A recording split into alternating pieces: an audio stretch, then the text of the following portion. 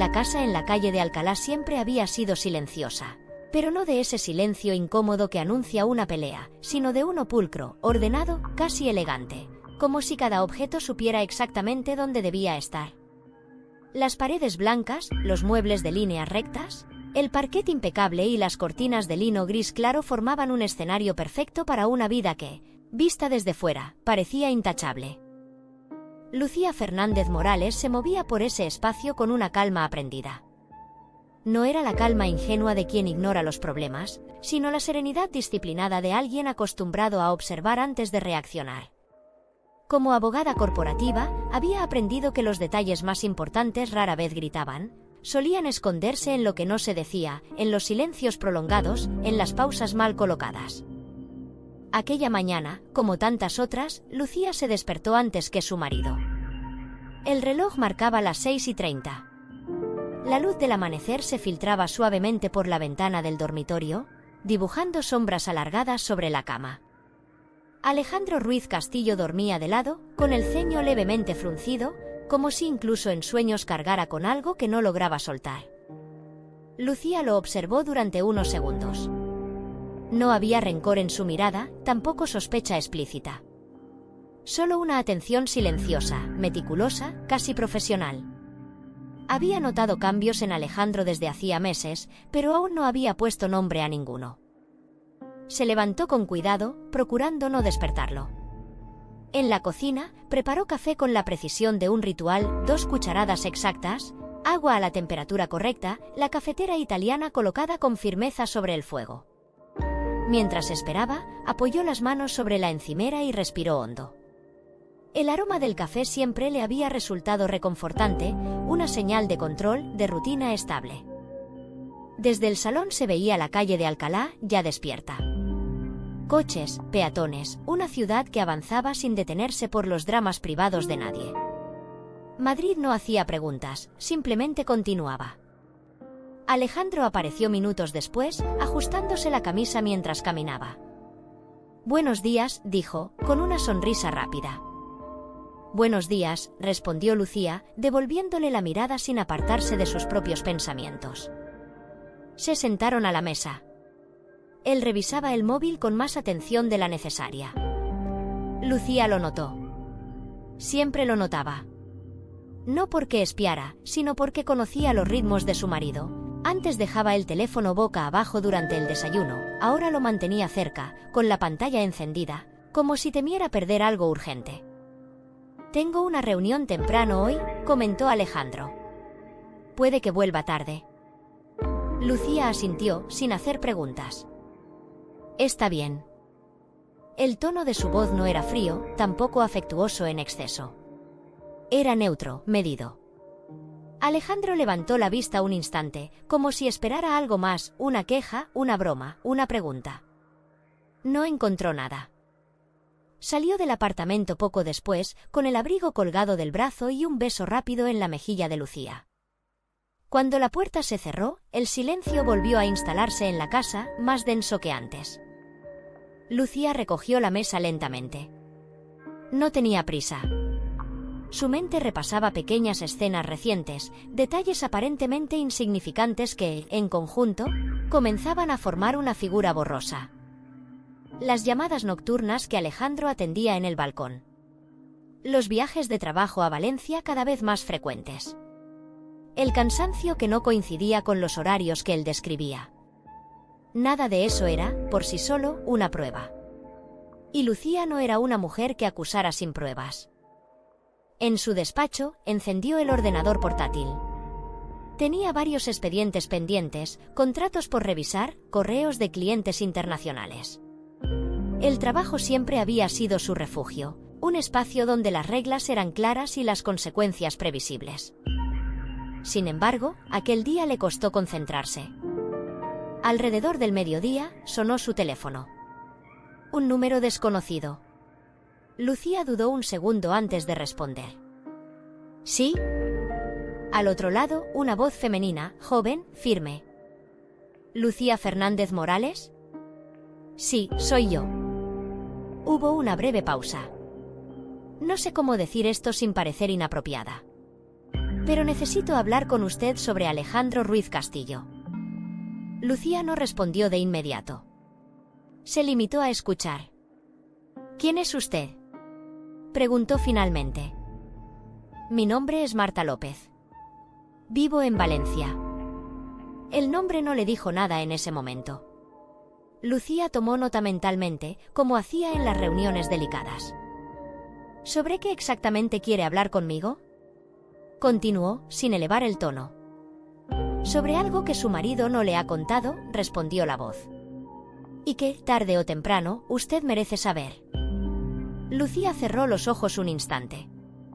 No sintió sorpresa, ni miedo. Solo una confirmación vaga, como cuando un informe preliminar coincide con la hipótesis inicial. Entiendo, dijo. En este momento estoy trabajando. Si es algo importante, puede decirlo ahora o enviar un correo electrónico. Al otro lado hubo un suspiro. Es importante, aseguró Marta. Muy importante. Tiene que ver con un niño. Lucía apretó ligeramente los labios, pero su voz se mantuvo estable. ¿Un niño? Sí. Un niño que podría ser hijo de Alejandro. La frase quedó suspendida en el aire, pesada, definitiva. Lucía no respondió enseguida. Miró el calendario frente a ella, las fechas marcadas, las reuniones futuras, los planes que había hecho con la certeza de una vida ordenada. Comprendo, dijo al fin. ¿Qué es exactamente lo que usted quiere? Quiero que él se haga una prueba de ADN, contestó Marta sin rodeos. Y quiero que usted lo sepa. Lucía anotó mentalmente cada palabra, cada inflexión. No había histeria en la voz de aquella mujer, tampoco vergüenza. Era una voz práctica, casi administrativa. Gracias por informarme, respondió Lucía. Me pondré en contacto con mi marido. No le estoy pidiendo que compita conmigo, añadió Marta rápidamente. Solo quiero que la verdad salga a la luz. Lucía colgó el teléfono con cuidado. Permaneció sentada durante varios minutos, inmóvil. No lloró. No gritó. No sintió la necesidad inmediata de confrontar a nadie. Se levantó y caminó hasta la ventana. Madrid seguía igual, ruidosa, indiferente, imparable. En ese momento, Lucía entendió algo con absoluta claridad: no estaba ante una traición emocional solamente, sino ante un hecho que, tarde o temprano, exigiría una posición. Y ella no era una mujer que actuara desde la confusión. Esa noche, cuando Alejandro regresó a casa, Lucía lo recibió como siempre. Le sirvió la cena. Escuchó su relato sobre el trabajo. Sonrió en los momentos adecuados. Pero dentro de ella, algo había cambiado de lugar. No había guerra. No había gritos. Solo una verdad que comenzaba a tomar forma, silenciosa, paciente, esperando el momento exacto para presentarse. Y Lucía sabía, con la certeza que solo dan los años de experiencia y dignidad, que cuando ese momento llegara, no tendría que levantar la voz para ocupar su sitio. Porque algunas mujeres no luchan por quedarse. Simplemente devuelven lo que nunca fue suyo. Las llamadas comenzaron de forma tan discreta que, durante un tiempo, pasaron inadvertidas. No eran insistentes ni ruidosas. No aparecían en horarios absurdos ni provocaban discusiones inmediatas. Simplemente estaban ahí, como una grieta diminuta en una pared bien pintada, fácil de ignorar al principio, imposible de ocultar cuando el ojo aprende a buscarla. Lucía no era una mujer que revisara teléfonos ajenos. Nunca lo había sido. Para ella, la intimidad no se protegía espiando, sino observando. Y Alejandro había cambiado su forma de estar presente incluso antes de cambiar su forma de hablar. La primera llamada que Lucía notó ocurrió una noche de martes.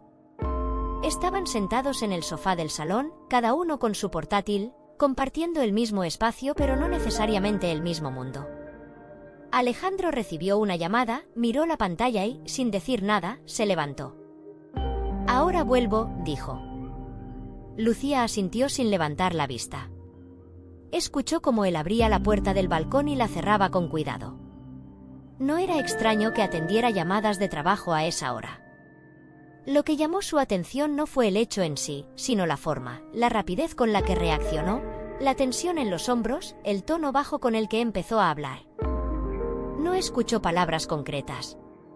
Solo fragmentos de una conversación amortiguada por el cristal. No ahora. Te dije que lo hablaríamos. No, aquí no. Cuando Alejandro regresó, su expresión había cambiado ligeramente. No parecía enfadado, pero sí alterado. Lucía lo miró un segundo más de lo habitual. ¿Todo bien?, preguntó. Sí, trabajo, respondió él, demasiado rápido. Lucía no insistió. No porque creyera la respuesta, sino porque entendía que algunas verdades no se revelan cuando se las empuja, sino cuando se les da espacio para caer por su propio peso. Las llamadas se repitieron en los días siguientes. A veces por la mañana temprano. A veces de madrugada. Siempre el mismo patrón. Alejandro se apartaba, bajaba la voz, evitaba mirarla mientras hablaba. Valencia empezó a aparecer en su vocabulario con una frecuencia nueva. Tengo que ir a Valencia el jueves, dijo una noche, mientras cenaban. ¿Otra vez?, preguntó Lucía, sin tono acusador. Sí, un proyecto nuevo. Están negociando allí. Lucía tomó un sorbo de agua antes de responder. Claro.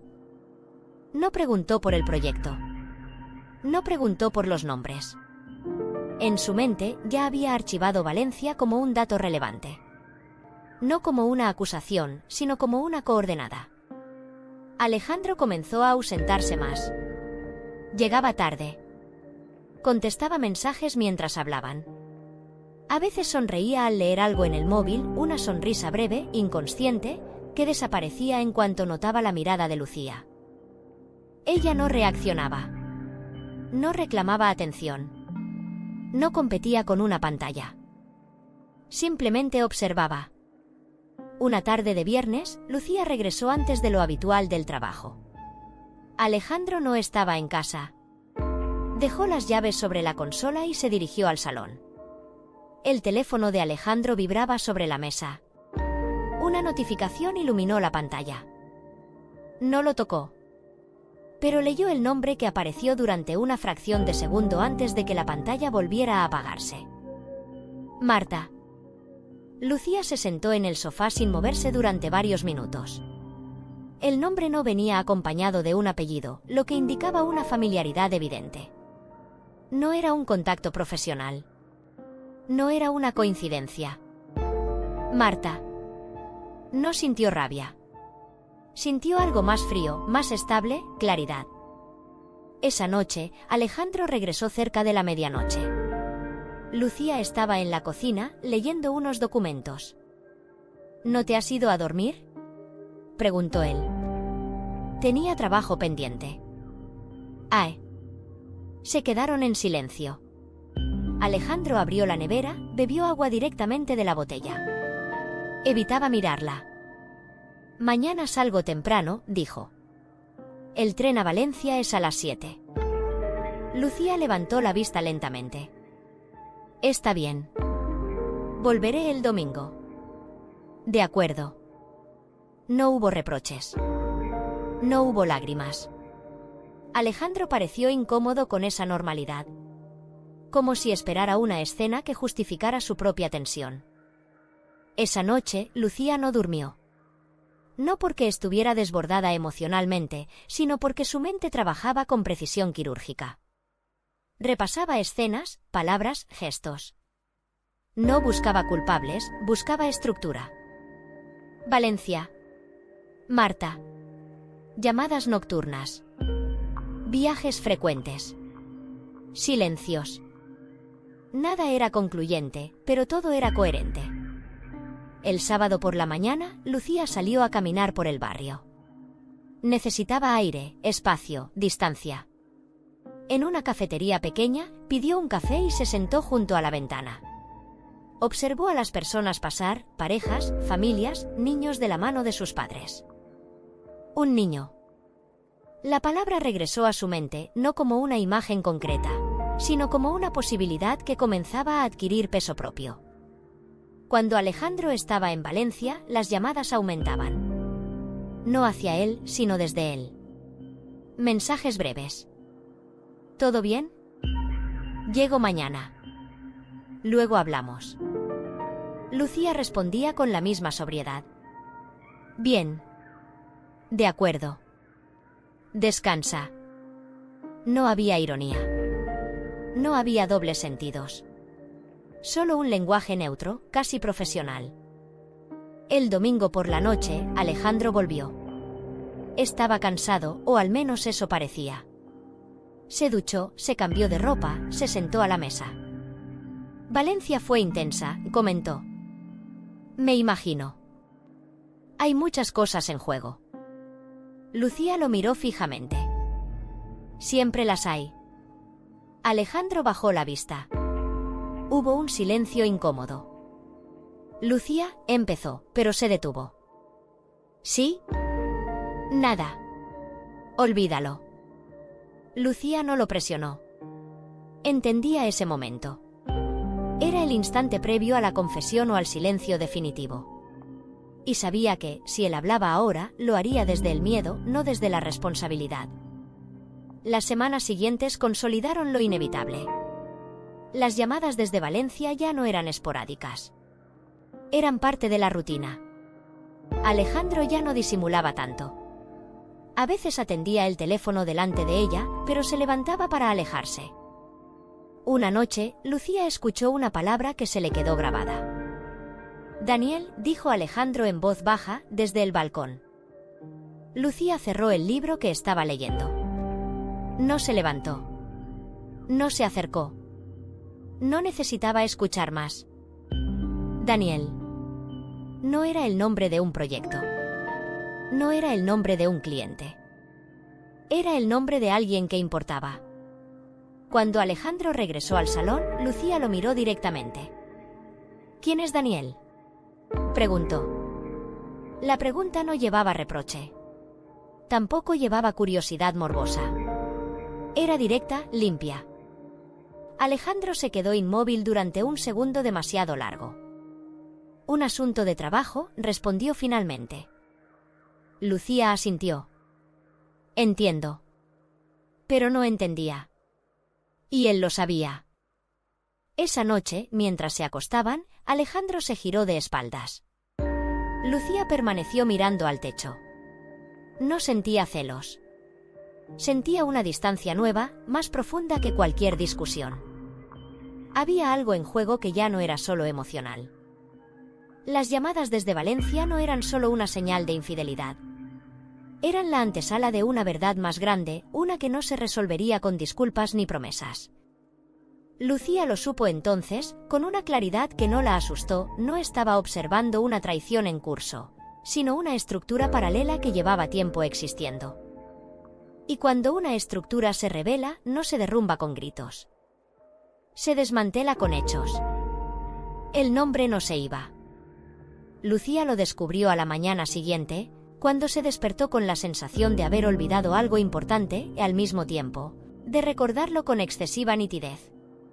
Daniel. No era una palabra suelta, ni un sonido casual. Era un nombre completo, con peso, con edad, con una historia que aún no conocía, pero cuya existencia ya no podía negar. Daniel. Mientras se preparaba para ir al trabajo, el nombre regresaba en intervalos regulares, como un latido ajeno al suyo. No lo pronunciaba en voz alta. No lo escribía. Simplemente lo dejaba estar, permitiendo que ocupara el lugar que le correspondía en su mente. Alejandro salió temprano esa mañana. Apenas intercambiaron palabras. Él parecía incómodo, distraído, como si hubiera cruzado una línea invisible la noche anterior y no supiera cómo retroceder. Lucía, en cambio, se movía con una calma precisa, casi clínica. No estaba enfadada. Todavía no. En el metro, observó a la gente con una atención distinta. Padres llevando niños al colegio, mochilas pequeñas, manos diminutas aferradas a dedos adultos. El nombre volvió a aparecer, asociado ahora a imágenes reales, posibles. Un niño que esperaba. Un niño que llamaba a alguien por un nombre que no era papá en público. Daniel. En su despacho, Lucía intentó concentrarse en los documentos legales que tenía sobre la mesa. Leyó cláusulas, revisó contratos, corrigió términos. Todo lo hacía correctamente, pero con una parte de su mente dedicada a otra cosa: la reconstrucción silenciosa de una historia que Alejandro no había contado. No era la primera vez que enfrentaba una verdad incómoda. Como abogada, había aprendido que los hechos más devastadores rara vez se anuncian con dramatismo. Suelen filtrarse poco a poco, disfrazados de detalles menores. A media mañana, recibió un correo electrónico. No llevaba asunto. El remitente era desconocido. Abrió el mensaje con cautela. Lucía. No espero que me responda. Solo quiero que sepa que no estoy intentando quitarle nada. Solo necesito que él asuma lo que es suyo. M. Lucía leyó el mensaje 2 veces. No había amenazas. No había disculpas. Tampoco había justificaciones. Era un texto breve, directo, despojado de emoción aparente. M. Marta. Lucía cerró el correo sin responder. No sentía la necesidad de establecer contacto todavía. No porque tuviera miedo, sino porque entendía el valor del silencio estratégico. Hablar demasiado pronto podía distorsionar la información. Y ella necesitaba claridad, no versiones. El resto del día transcurrió con normalidad externa. Reuniones, llamadas, firmas. Nadie en la oficina sospechaba que, detrás de su compostura impecable, Lucía estaba reorganizando su vida interna con una precisión casi matemática.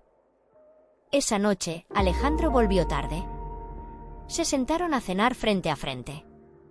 El sonido de los cubiertos parecía amplificado por la tensión no dicha. «¿Estás muy callada?», comentó él. Lucía levantó la vista. «No más de lo habitual». Alejandro dudó.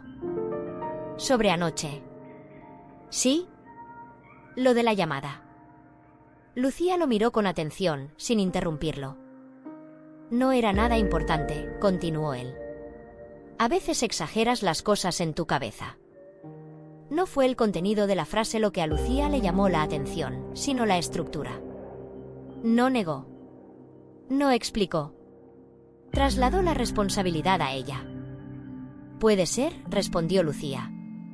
«Pero no me hablaste con claridad». Alejandro suspiró. «Es complicado. Las cosas importantes suelen serlo». Hubo un silencio largo. Alejandro bajó la mirada hacia su plato. «Daniel no es», empezó, pero volvió a detenerse. Lucía no lo ayudó a terminar la frase. No completó el vacío.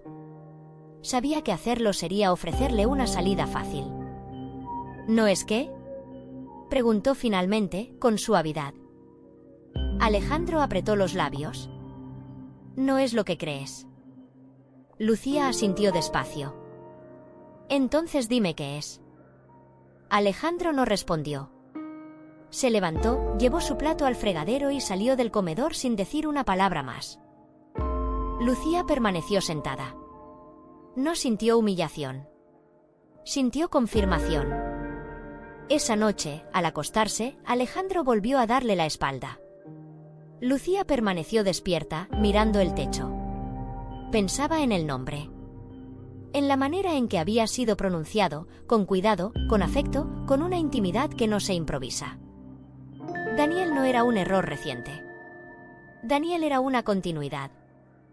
Al día siguiente, Lucía decidió hacer algo que no había hecho antes: observar activamente. No invadir. No confrontar.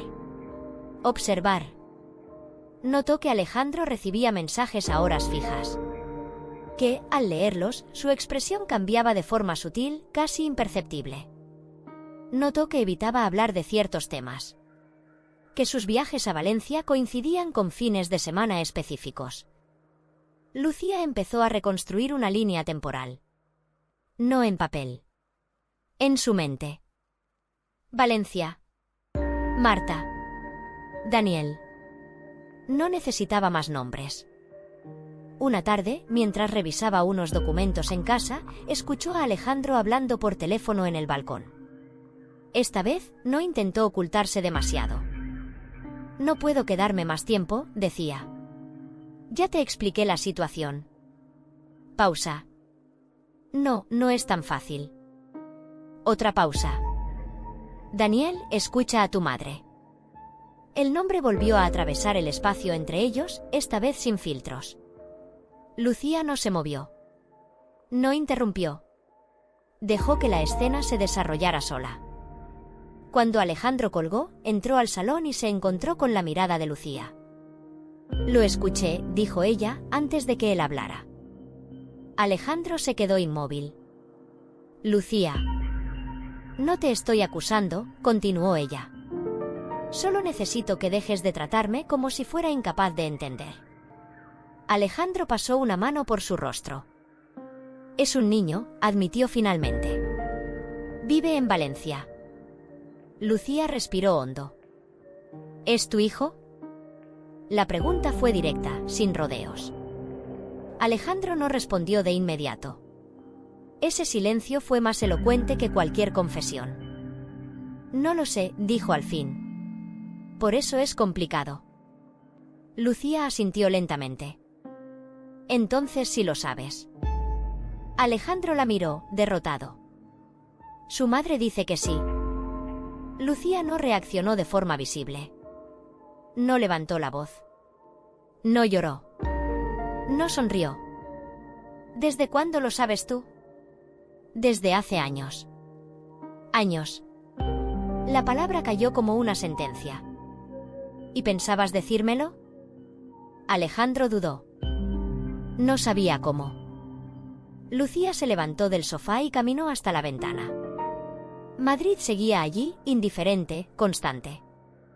«El problema no es que no supieras cómo», dijo. «Es que decidiste no hacerlo». Alejandro guardó silencio. «Daniel», repitió Lucía, probando el nombre en voz alta por primera vez. «Ese nombre no pertenece a un error pasajero. Pertenece a una vida paralela». Alejandro no lo negó. «No voy a hacerte una escena», continuó ella. «Tampoco voy a competir con nadie». Lo miró fijamente. «Pero tampoco voy a fingir que esto no existe». Alejandro abrió la boca, como si quisiera prometer algo, justificar algo, reparar algo. Lucía levantó una mano. «Aún no», dijo. «Todavía no». Se dio la vuelta y salió del salón. No necesitaba más información esa noche. Había entendido lo esencial. Daniel no era solo un nombre infantil. Era la prueba de que su matrimonio había estado compartiendo espacio con una verdad que ella no había elegido. Y Lucía, con la lucidez que la caracterizaba, supo que el siguiente paso no sería emocional. Sería factual. Porque cuando un nombre aparece, deja de ser una sospecha. Se convierte en un punto de no retorno. El silencio de Lucía no fue inmediato. Tampoco fue una retirada. Fue una decisión. Después de la conversación en la que el nombre de Daniel dejó de ser una sombra y se convirtió en una presencia reconocida, Lucía comprendió que cualquier reacción impulsiva sería inútil. No porque no tuviera derecho a sentir, sino porque había aprendido, a lo largo de los años, que las emociones desbordadas suelen beneficiar a quien necesita confusión para esconderse. Y Alejandro había vivido demasiado tiempo en la confusión. El silencio de Lucía no era castigo. Era método. Los días siguientes transcurrieron con una normalidad cuidadosamente sostenida. Lucía se levantaba temprano, preparaba café, revisaba su agenda. Se vestía con la misma sobriedad elegante de siempre, caminaba hacia su despacho con paso firme, saludaba a colegas y clientes con la serenidad intacta. Desde fuera, nada había cambiado. Desde dentro, todo estaba siendo reorganizado. Lucía no volvió a mencionar a Daniel. No preguntó por Marta. No exigió explicaciones adicionales. Alejandro, por su parte, parecía desconcertado por esa ausencia de conflicto. Esperaba preguntas. Esperaba reproches. Esperaba lágrimas o escenas nocturnas. No recibió ninguna. Esa ausencia lo inquietaba más que cualquier grito. Una noche, mientras cenaban, Alejandro rompió el silencio. ¿No quieres saber más?, preguntó, con una mezcla de culpa y necesidad de alivio. Lucía levantó la vista lentamente. Sé lo suficiente por ahora. Pero, insistió él, hay cosas que debería explicarte. Lucía dejó los cubiertos sobre el plato, con cuidado. Cuando alguien decide explicar solo porque teme perder algo, no está explicando, dijo. Está negociando. Alejandro se quedó callado. Lucía no buscaba venganza ni superioridad moral. Buscaba posición. Y para eso, el silencio era una herramienta poderosa. Le permitía observar sin interferencias, comprender sin contaminar la información con versiones interesadas. Comenzó a notar pequeños gestos que antes no tenían relevancia. Alejandro se mostraba más atento, más servicial. Hacía preguntas sobre su día. Proponía planes que antes no le interesaban. Todo eso llegaba tarde. No porque ella ya hubiera decidido irse, sino porque él no había decidido quedarse cuando aún era posible. Lucía dormía con la misma calma aparente. Pero su mente trabajaba en segundo plano, como un archivo que se organiza sin necesidad de ruido. Repasaba fechas, viajes, conversaciones. No para torturarse, sino para entender la dimensión real de lo que había ocurrido. No se trataba solo de una infidelidad. Se trataba de una doble vida sostenida en el tiempo. De decisiones repetidas. De silencios activos. Una tarde, Lucía recibió otro correo de Marta. Esta vez, el mensaje era más largo. No quiero problemas. No quiero dinero de más. Solo quiero que él asuma lo que le corresponde. Daniel empieza a hacer preguntas. No puedo seguir diciéndole medias verdades. Lucía leyó el correo con atención. No sintió hostilidad hacia Marta. Tampoco complicidad. Entendía su posición sin necesidad de justificarla. El niño crecía. Ese dato cambió el peso de todo. Lucía cerró el ordenador y se apoyó en el respaldo de la silla. Pensó en la palabra asumir. No era una palabra emocional. Era una palabra jurídica, estructural, concreta. Asumir implica responsabilidad. Asumir implica consecuencias. Esa noche, Lucía habló de nuevo con Alejandro, pero no sobre sentimientos. Necesito saber una cosa, dijo, con voz tranquila. ¿Estás dispuesto a afrontar lo que esto implica? Alejandro la miró, confundido. Claro que sí. Lucía no sonrió. No te estoy preguntando si estás dispuesto a sentir culpa, aclaró. Te pregunto si estás dispuesto a asumir hechos. Alejandro tardó en responder. ¿A qué te refieres? ¿A pruebas? A responsabilidades legales. A decisiones que no se pueden deshacer con palabras. Alejandro bajó la mirada. No lo sé, admitió. Todo ha pasado muy rápido. Lucía asintió. No. Ha pasado muy lento. Tú solo empezaste a verlo ahora. Ese fue el final de la conversación. Lucía no volvió a insistir. Sabía que, cuando alguien dice no lo sé ante una pregunta esencial, en realidad está diciendo no quiero. Y ese no quiero tenía un precio. Durante las semanas siguientes, Lucía mantuvo su silencio con disciplina. No como una táctica pasiva, sino como una postura firme. No compartía sus reflexiones con amigas. No buscaba validación externa. No necesitaba testigos para su proceso interno. Sabía que, llegado el momento, hablaría una sola vez. Y esa vez tendría peso. Alejandro comenzó a mostrar signos de ansiedad. Dormía mal. Cometía errores menores en el trabajo. Contestaba llamadas de Marta con impaciencia. El equilibrio que había sostenido durante años empezaba a desmoronarse. Una noche, discutieron. No fue una discusión intensa, sino una grieta verbal. No puedes seguir ignorando esto, dijo él, frustrado. No puedes fingir que no pasa nada. Lucía lo miró con serenidad. No estoy fingiendo, respondió. Estoy esperando. ¿Esperando a qué? A que entiendas en qué posición estás realmente. Alejandro abrió la boca para responder, pero no encontró palabras. Lucía continuó. Durante años has tenido el control de la información. Has decidido qué decir, qué ocultar, cuándo aparecer, cuándo desaparecer. Mi silencio es solo la restitución del equilibrio. Alejandro se pasó la mano por el cabello. ¿Y cuándo vas a hablar? Lucía lo observó con atención. Cuando hablar tenga sentido. Esa noche, Alejandro no durmió en la cama. Se quedó en el sofá. Lucía no se movió. No lo detuvo. No lo llamó. Entendía ese gesto como lo que era, una consecuencia mínima frente a una verdad mayor. En su interior, Lucía sentía una tristeza contenida, profunda, pero no caótica. No se sentía traicionada en su dignidad. Se sentía desplazada de una realidad que no había elegido compartir. Y eso exigía una respuesta clara, no emocional. Un domingo por la mañana, Lucía salió a caminar sola. Madrid estaba tranquila. Se sentó en un banco del parque, observando a las familias. Pensó en el niño. En Daniel. En cómo, sin haber hecho nada, se había convertido en el centro de una estructura de mentiras adultas. Lucía no sentía resentimiento hacia él. Sentía responsabilidad hacia sí misma.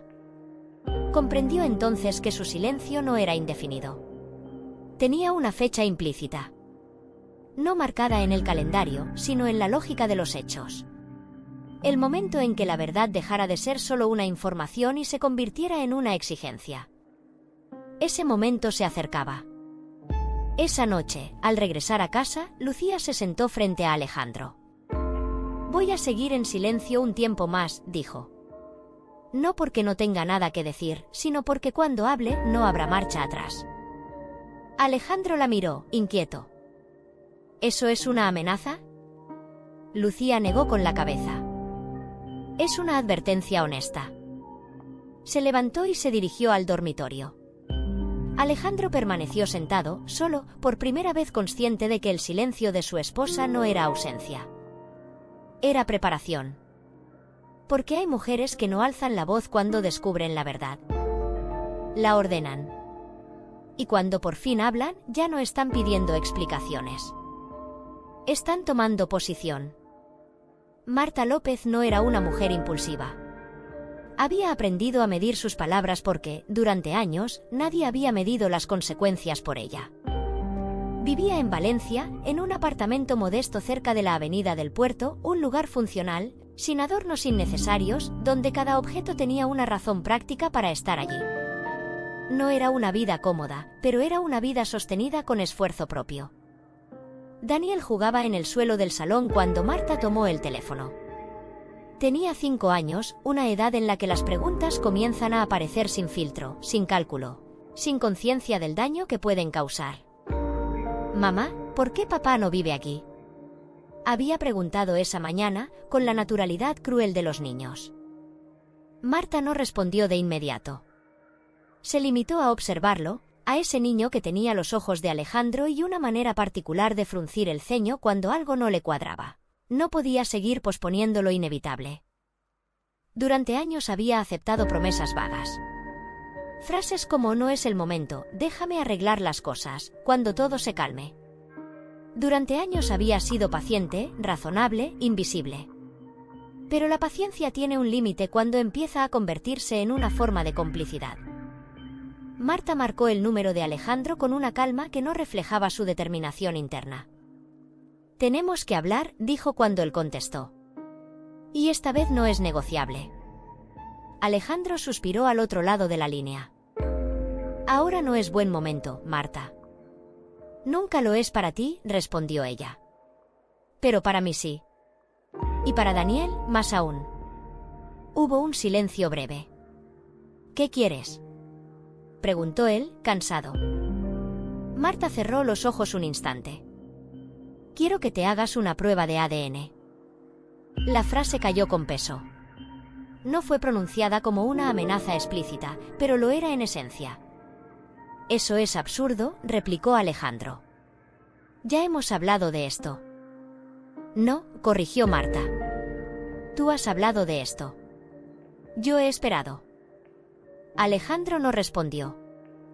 No te estoy pidiendo un favor, continuó Marta. Te estoy exigiendo responsabilidad. ¿Y Lucía? Preguntó él finalmente. ¿Has pensado en ella? Marta apretó los labios.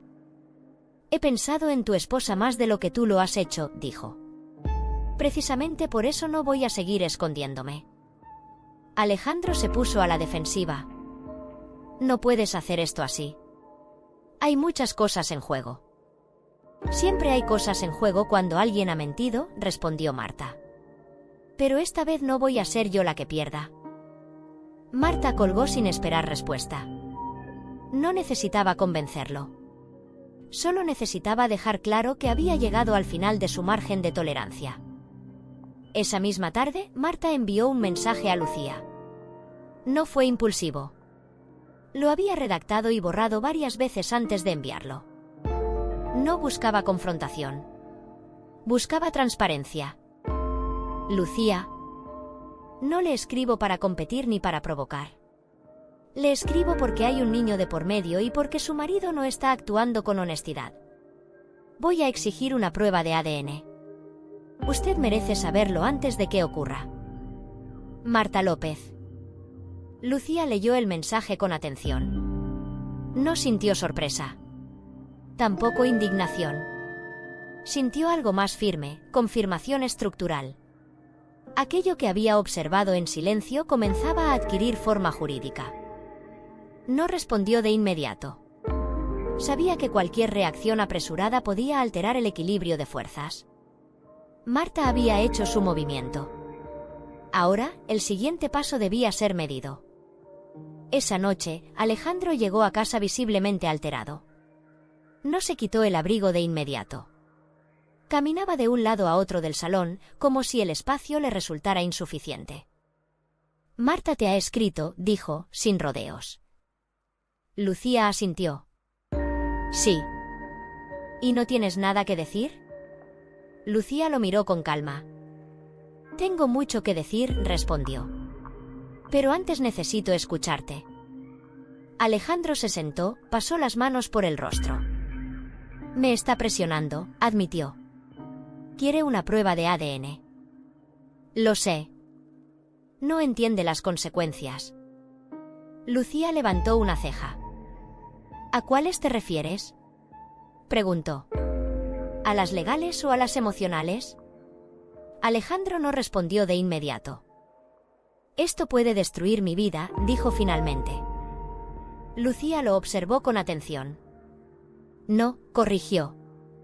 Esto puede revelar cómo has vivido hasta ahora. Alejandro se levantó de nuevo. ¿Te das cuenta de lo que implica? Si ese niño resulta ser mío. No es una hipótesis abstracta, interrumpió Lucía. Es una posibilidad real que has aceptado durante años. Alejandro bajó la voz. No quiero hacer la prueba. Lucía asintió lentamente. Eso también es una decisión.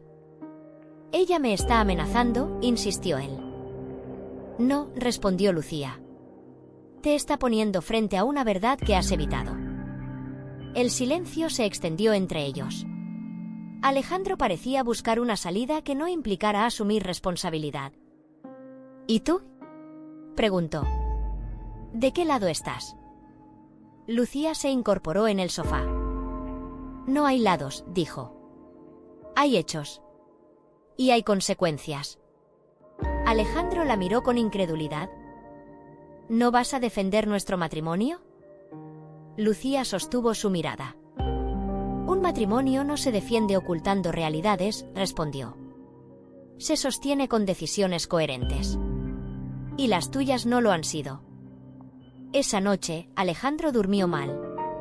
Marta, en Valencia, tampoco descansó. Lucía, en cambio, durmió profundamente. No porque no le doliera, sino porque sabía que el proceso había entrado en una fase distinta. A la mañana siguiente, Marta volvió a llamar a Alejandro. ¿Has tomado una decisión?, preguntó. Necesito tiempo. El tiempo se acabó, respondió ella. Si no accedes a la prueba de ADN, iniciaré los trámites legales. No para atacarte, sino para proteger a Daniel. Eso es una amenaza, dijo Alejandro. Es un límite, y corrigió Marta. Y los límites existen cuando alguien no sabe detenerse solo. Alejandro colgó sin responder. Ese mismo día, Lucía recibió una notificación formal en su correo electrónico. No era una demanda, pero sí una comunicación legal preliminar. Marta había consultado con un abogado. El proceso estaba en marcha. Lucía leyó el documento con atención profesional. Cada palabra estaba cuidadosamente elegida. No había agresividad. Había determinación. Esa noche, Lucía se sentó frente a Alejandro con el documento impreso sobre la mesa. Esto ya no es solo una conversación privada, dijo. Es un proceso que va a avanzar contigo o sin ti. Alejandro cerró los ojos. Nunca quise que llegáramos a esto. Lucía inclinó ligeramente la cabeza. Llegamos porque evitaste decidir cuando aún tenías margen. Alejandro respiró hondo. Si hago la prueba, empezó. Si el resultado es positivo. Lucía lo interrumpió con serenidad. Entonces dejará de ser una sospecha y se convertirá en un hecho. Alejandro la miró, derrotado. Y nada volverá a ser igual. Lucía no lo negó. No, dijo. Pero al menos dejará de ser una mentira sostenida por todos. En Valencia, Marta observaba a Daniel dormir. Pensaba en el futuro, en las preguntas que ya no podría esquivar. Sabía que el camino que había iniciado no tenía retorno. En Madrid, Lucía apagó la luz del dormitorio con una certeza nueva. La amenaza de Marta no era un ataque personal. Era el detonante de una verdad que ya estaba madura para salir a la superficie. Y cuando la verdad se ve obligada a aparecer, no lo hace con violencia. Lo hace con pruebas. Y con consecuencias que nadie puede delegar. La sala de pruebas no tenía nada de dramática. No había luces intensas ni pasillos interminables. Era un espacio clínico, sobrio, con paredes claras y un silencio funcional que no invitaba a la emoción. Precisamente por eso resultaba tan contundente. Allí no se venían a discutir versiones, ni a negociar recuerdos. Se venía a confirmar hechos. Alejandro llegó temprano aquella mañana.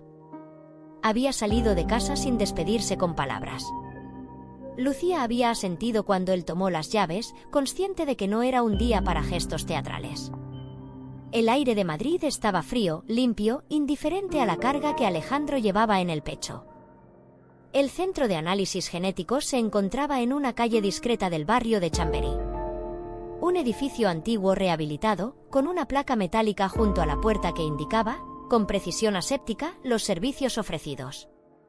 Alejandro la leyó 2 veces antes de entrar, como si al hacerlo pudiera retrasar lo inevitable. En la recepción, una mujer de mediana edad le pidió el documento de identidad y le entregó varios formularios. «Necesito que los lea con atención y firme aquí y aquí», dijo con voz neutra.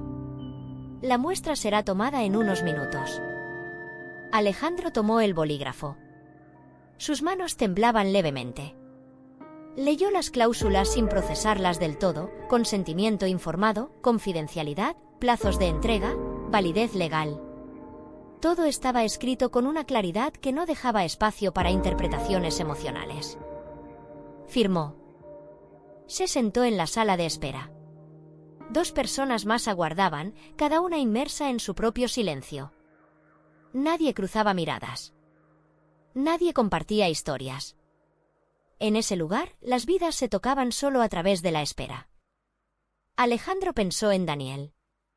En su voz al otro lado del teléfono. En las veces que había prometido arreglarlo todo sin saber exactamente qué significaba eso. Pensó en Lucía, en su silencio disciplinado, en la forma en que había aceptado el proceso sin suplicar ni amenazar. Ese contraste lo desarmaba. Un técnico de laboratorio lo llamó por su nombre. «Por aquí, por favor». El procedimiento fue rápido. Una muestra de saliva, un código de barras, una bolsa sellada. No hubo preguntas innecesarias. No hubo juicios. Solo un protocolo. Los resultados estarán disponibles en un plazo de 7 a 10 días, informó el técnico. Serán enviados a la dirección indicada en el formulario. Alejandro asintió. Sabía perfectamente cuál era esa dirección. Salió del edificio con la sensación de haber cruzado un umbral invisible. No había dolor físico, pero sí una certeza nueva: había dejado de decidir. A partir de ese momento, la verdad ya no dependía de su voluntad. En Valencia, Marta llevó a Daniel al centro asignado ese mismo día. No le explicó demasiado. Solo le dijo que iban a visitar a un médico para una prueba sencilla. Daniel aceptó sin resistencia. Para él, los adultos decidían y el mundo funcionaba así. Cuando todo terminó, Marta sintió una mezcla de alivio y miedo. No porque dudara del resultado, sino porque sabía que, una vez confirmado, nada volvería a ser abstracto. De regreso en Madrid, Alejandro evitó regresar a casa de inmediato. Caminó sin rumbo durante un rato, intentando ordenar pensamientos que se negaban a alinearse. Llamó a su oficina y canceló reuniones. No podía fingir normalidad ese día. Al llegar al apartamento, Lucía estaba en el salón, revisando documentos. Levantó la vista cuando lo vio entrar. ¿Todo en orden?, preguntó. Alejandro asintió. Ya está hecho. Lucía cerró la carpeta con cuidado. Bien. No hubo más palabras.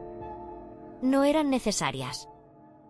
Los días siguientes transcurrieron en una espera silenciosa. Alejandro se mostraba inquieto, irritable, ausente. Lucía, en cambio, mantenía una rutina firme.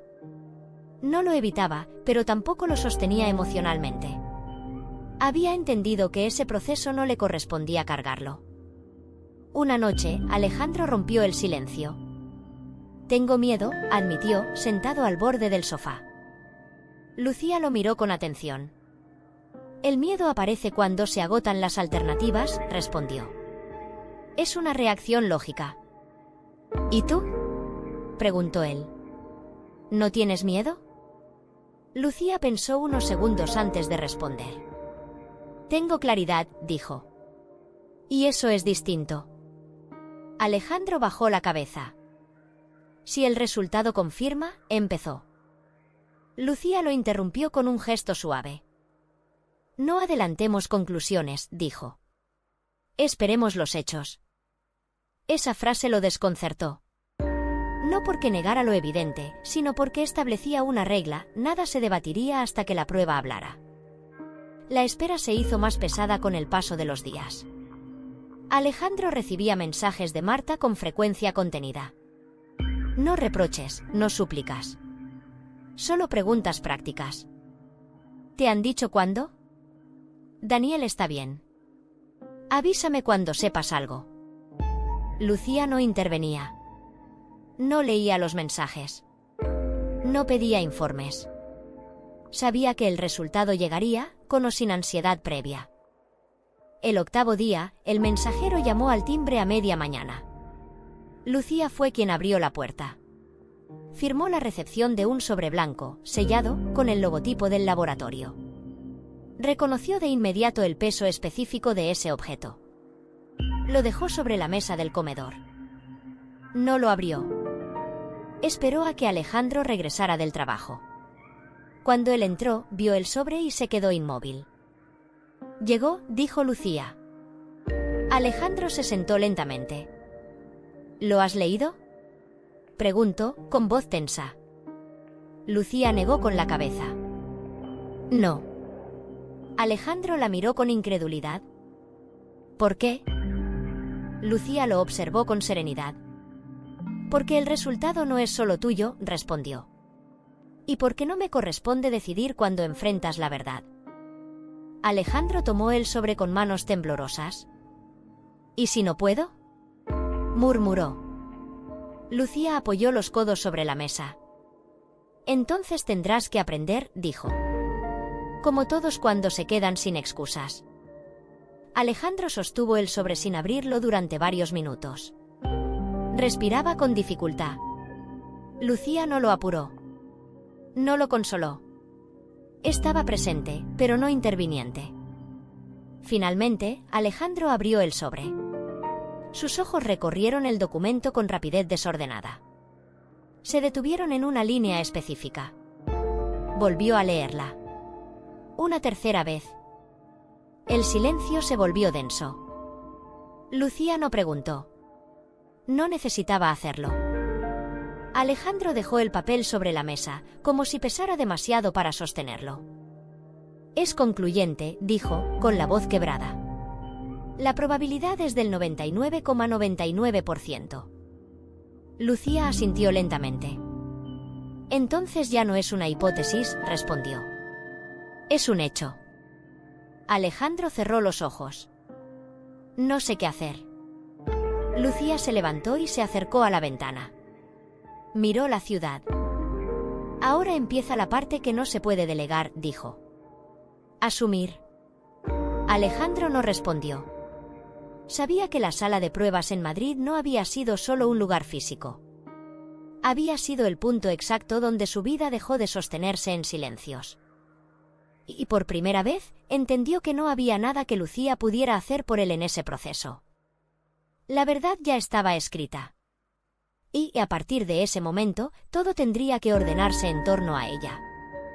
El sobre llegó un martes por la mañana, sin aviso previo, sin sello de urgencia, pero con un peso que parecía doblar la gravedad del aire en la habitación. Clara Rivas lo encontró apoyado cuidadosamente sobre la mesa de cristal del salón, exactamente donde Mateo Álvarez solía dejar las llaves cuando regresaba del trabajo. No había sido él quien lo colocó allí. Ella lo supo de inmediato. El remitente era un laboratorio privado de análisis genéticos en Madrid. El nombre estaba impreso con una tipografía aséptica, fría, diseñada para no despertar emociones. Pero Clara sintió como algo dentro de ella se fracturaba en silencio. No lo abrió de inmediato. Durante horas, el sobre permaneció intacto mientras Clara preparaba café, ordenaba libros que no necesitaban ordenarse y fingía concentrarse en correos del trabajo. Cada movimiento era mecánico, casi coreografiado, como si su cuerpo supiera que su mente no estaba lista para cruzar ese umbral. Mateo aún no había vuelto. La noche anterior, él había dormido fuera de casa, alegando una reunión prolongada con un cliente en Valencia. Clara no lo cuestionó. Hacía semanas que había dejado de hacerlo. Las respuestas ya no importaban cuando las preguntas habían dejado de doler. Finalmente, cerca del mediodía, Clara se sentó frente al sobre. Lo sostuvo entre las manos con una calma que no sentía. Pensó en todas las veces que había defendido a Mateo frente a las sospechas ajenas, en las ocasiones en que había justificado sus ausencias, sus silencios, sus cambios repentinos de humor. Pensó en la mujer que había sido y en la que estaba a punto de dejar de ser.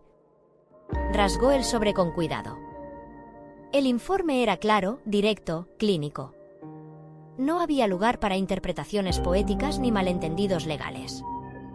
El niño, Daniel Ortega, compartía una compatibilidad genética del 99,98% con Mateo Álvarez.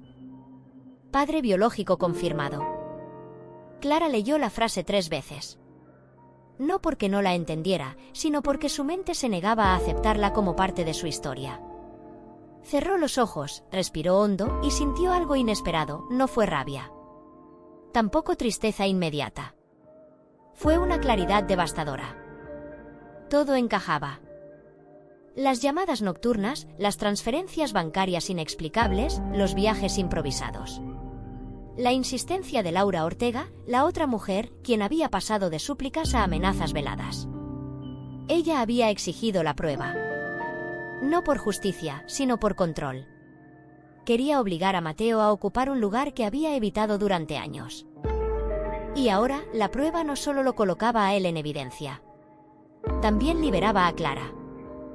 Cuando Mateo llegó esa noche, encontró la casa en un silencio inusual. No había música, no había luces encendidas innecesarias. Clara estaba sentada en el sofá, el informe doblado cuidadosamente sobre la mesa frente a ella. Mateo supo de inmediato que no podía mentir. «¿Qué es eso?», preguntó, aunque su voz ya temblaba. Clara no respondió de inmediato. Tomó el papel, lo deslizó hacia él y lo miró a los ojos con una serenidad que lo desarmó más que cualquier grito.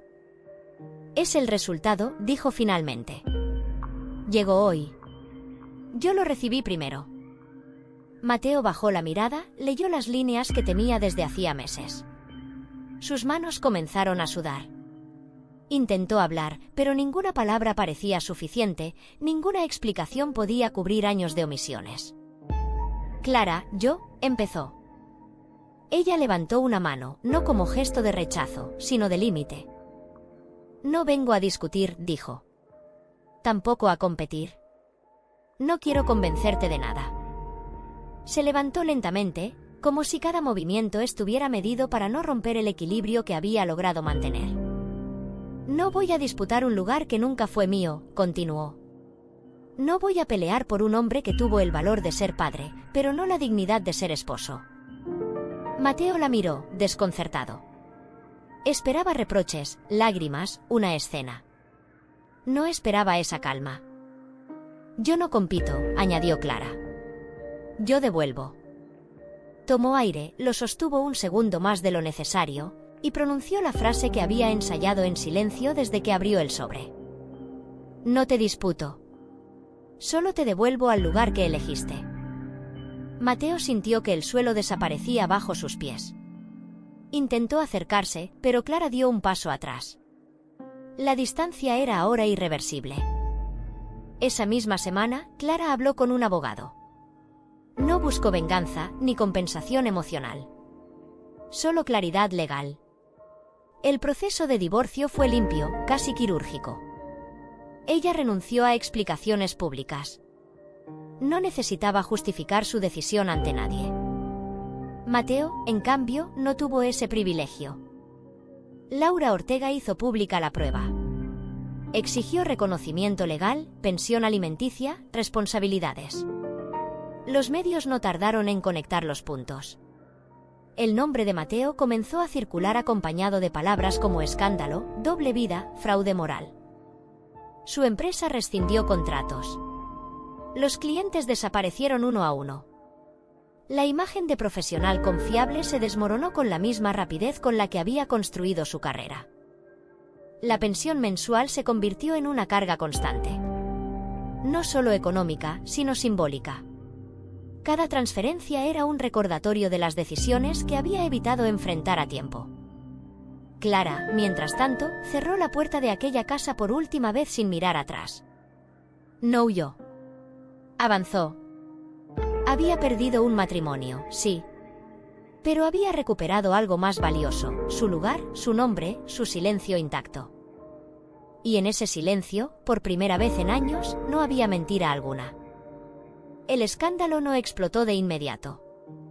No lo hizo con un titular estridente ni con una denuncia pública ruidosa. Llegó como llegan las consecuencias reales, lento, constante, imposible de detener. Mateo Álvarez creyó, durante algunos días, que aún podía controlar el daño. Pensó que el asunto se resolvería en privado, que bastaría con asumir la pensión, firmar algunos documentos legales y continuar con su vida profesional como si nada hubiera ocurrido. Había construido su carrera sobre la discreción, sobre la imagen de hombre responsable, equilibrado, confiable. Nunca imaginó que una sola verdad, dicha en voz alta, podía erosionar cada pilar de esa fachada. La notificación judicial llegó un viernes por la tarde. Reconocimiento legal de paternidad, obligación de manutención retroactiva y un régimen de visitas supervisado hasta que el tribunal evaluara su estabilidad emocional y financiera. El lenguaje jurídico era impersonal, pero el mensaje era claro, ya no había escapatoria. Laura Ortega no estaba dispuesta a negociar en silencio. Durante años había cargado sola con el peso de una maternidad que Mateo había decidido ignorar. Ahora exigía todo lo que la ley le permitía reclamar. No buscaba compasión, buscaba restitución. La pensión alimenticia fue fijada en una cifra que Mateo nunca había contemplado como posible. No solo incluía gastos mensuales, sino también compensaciones por años de ausencia económica. Cada pago era obligatorio, ineludible, vigilado por el sistema judicial. No pagar significaba sanciones. Retrasarse implicaba intereses. No había margen para errores. Pero el golpe más devastador no fue financiero. Fue público. Uno de los clientes más antiguos de Mateo canceló el contrato sin explicaciones formales. Luego otro. Y otro más. Las llamadas dejaron de llegar. Los correos quedaron sin respuesta. En menos de un mes, la agenda que antes estaba llena durante semanas se volvió inquietantemente vacía. En el mundo corporativo, la reputación no se destruye por un solo acto, sino por lo que ese acto revela del carácter. El caso de Mateo comenzó a circular como un ejemplo incómodo. Un hombre capaz de sostener una doble vida durante años no era alguien en quien confiar decisiones estratégicas. La empresa para la que trabajaba emitió un comunicado breve, cuidadosamente redactado, anunciando la rescisión del vínculo laboral por razones de alineación ética. No hubo acusaciones explícitas. No las necesitaban. Mateo intentó defenderse. Argumentó que su vida personal no debía interferir con su desempeño profesional. Pero nadie escuchó. En silencio, el sistema ya había dictado su sentencia social.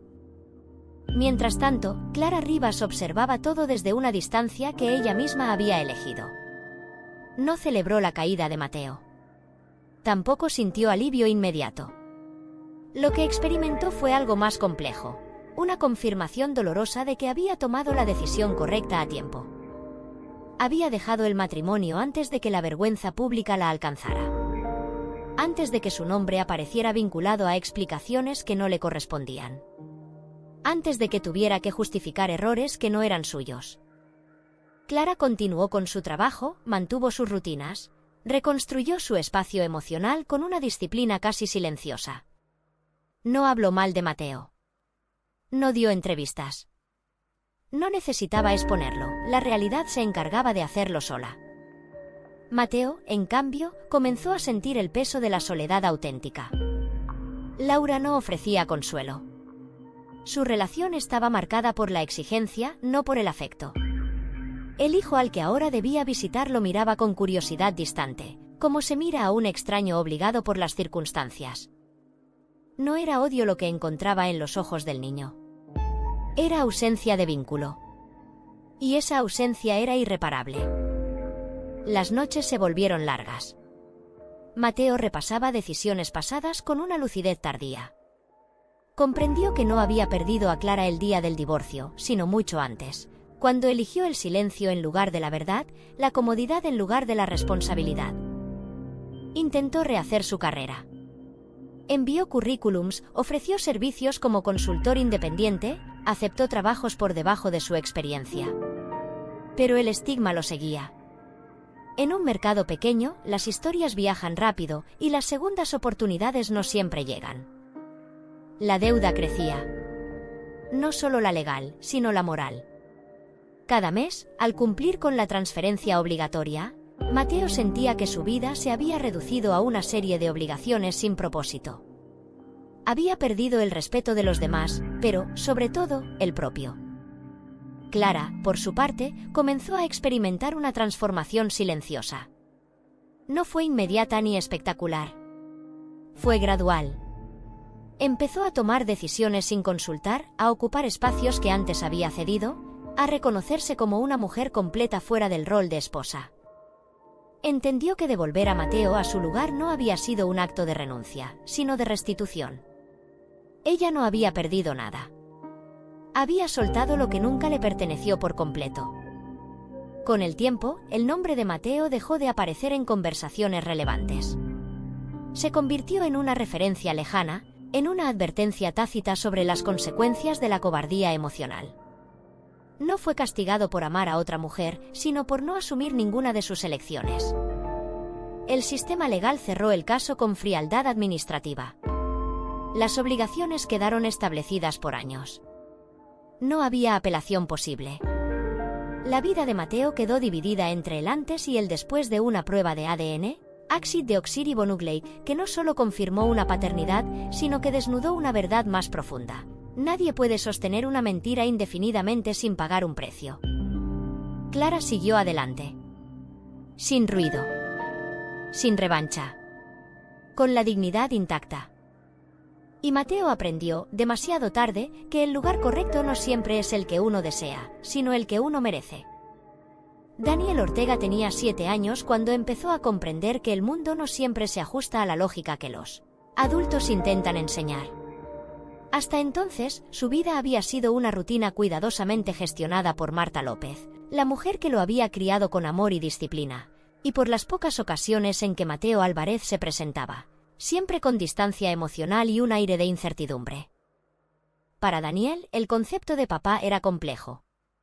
Lo había visto en fotografías, en mensajes ocasionales, en visitas breves, y en la voz de su madre cuando hablaba de él con cautela, sin animosidad pero sin ilusiones. La revelación de su paternidad biológica, confirmada por aquella prueba de ADN, ácido deoxirribonucleico, no fue una sorpresa emocional inmediata. Fue, más bien, un punto de inflexión silencioso que reorganizó su percepción de la vida y de los vínculos familiares. Aquel día, Marta lo llevó a un café tranquilo, lejos de la rutina diaria de la escuela y de la guardería. Había preparado todo con cuidado, consciente de que Daniel empezaba a notar más cosas de las que podían explicarse solo con palabras sencillas. No era la primera vez que hablaban de Mateo, pero ahora la conversación tenía un peso distinto. Daniel, dijo Marta, sirviendo un vaso de jugo de naranja, hay algo que debes saber. No para preocuparte, sino para que comprendas algunas cosas que ya empiezas a notar. Daniel la miró, atento, con esa mezcla de curiosidad y cautela que caracteriza a los niños de su edad. Su madre continuó. Tu papá biológico se llama Mateo. Es un hombre que te ama a su manera, pero no ha estado contigo como yo sí he estado. Daniel frunció ligeramente el ceño. La palabra biológico le resultaba extraña, pero su cerebro joven comenzaba a asociarla con lo que sentía al escuchar a los adultos, algo importante, que tenía que ver con él, con su identidad. ¿Y por qué no vive conmigo?, preguntó con una voz pequeña pero firme, la voz que refleja honestidad infantil y el derecho a entender el mundo que lo rodea. Marta tomó aire, con paciencia infinita. Porque algunas personas no toman decisiones responsables a tiempo, dijo. A veces los adultos eligen quedarse en sus propios problemas y olvidan que los niños también importan.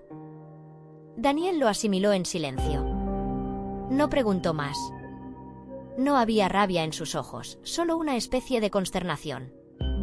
Era la primera lección de la vida que recibía sin maquillaje emocional. La verdad duele, pero duele menos si se escucha sin juicios. Con el paso de los meses, Daniel empezó a percibir los cambios en la dinámica de su mundo. Mateo aparecía en la vida legalmente, pero la distancia emocional seguía siendo evidente. Daniel comprendió que tener un padre no significaba necesariamente compartir momentos cotidianos o afecto constante. La responsabilidad, la constancia y el cuidado eran elementos que aprendía a valorar en su madre.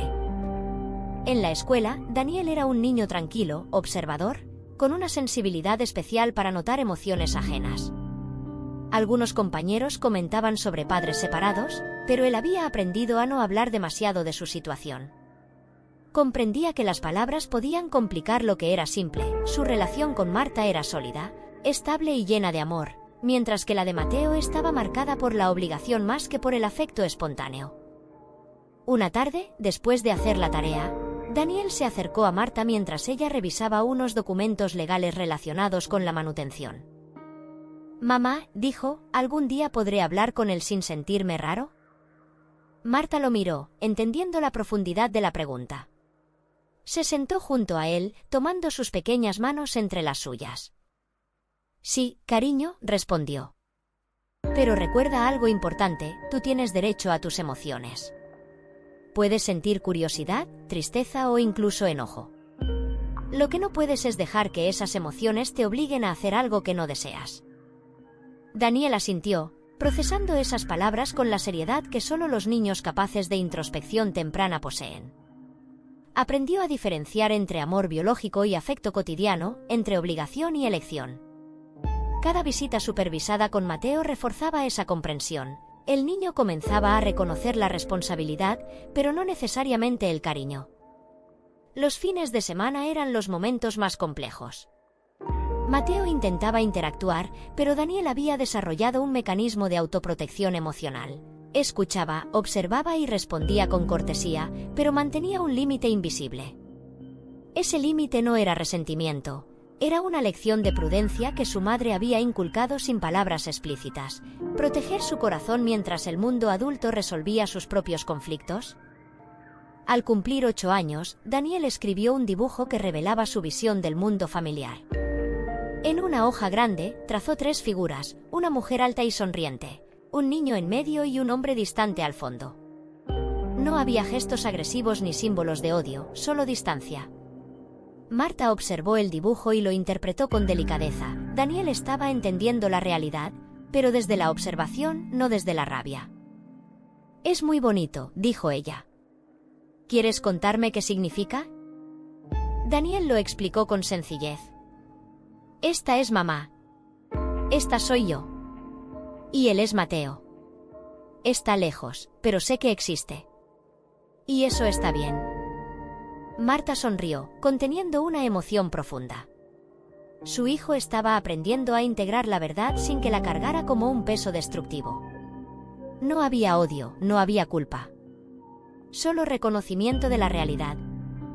El impacto de la prueba de ADN y la posterior intervención legal habían transformado la vida de Mateo, pero también habían moldeado la de Daniel.